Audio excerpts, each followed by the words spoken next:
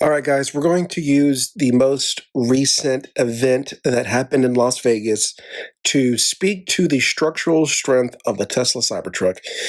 Again, extremely unfortunate, super unfortunate. Anytime anyone's hurt or killed, super unfortunate, and we're praying for those families. But I do think that this is an important time to highlight what we've been saying about the Cybertruck, about the structural strength. As you can see, this vehicle is on fire, on an extremely hot fire, and structurally, it's still there. Tires still there, which is something that's unheard of, right? Uh, Anytime that you've seen a fire of sorts and a vehicle fire, the car is destroyed. The aluminum structure of the vehicle is destroyed. And that's common. That's what we know. That's what we're used to.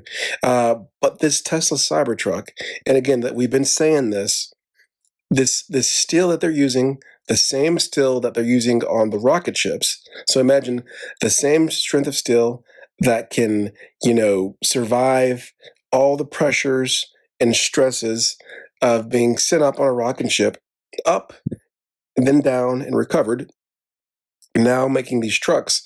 As you guys can see, this explosion, this fire, the truck is still standing. The windows, of course, blown out. You'll see later on, whenever they did have to do the research, they didn't have to cut off the doors, which makes perfect sense, right? They cut off the doors, but structurally, look at the vehicle. The core structure short of the glass, and a lot of the glass is probably broken out in order to put the fire out, right? Also, it's reported that the battery never caught on fire. So even though there was an explosion in the vehicle, the battery and the protection that's encased with the battery never caught on fire, which is, again, extremely impressive when we talk about the engineering design and structural rigidity of the Cybertruck. I think it's very, very important for us to look at this tragedy and to see what we can learn from it. Right? We learned one important thing is the Cybertruck is a tough SOB, and I mean we've seen the PR stuff, and you can see the magazines, you can see the advertisement, but this truck is tough. Again, doors 1.8 millimeters thick, which is super thick. It can resist a 9 millimeter bullet, right? And the body's a little bit thinner, but still extremely strong. And the proof is here. You guys can see it right now. This is a super strong, strong truck. Again, super sad that this event happened in our nation.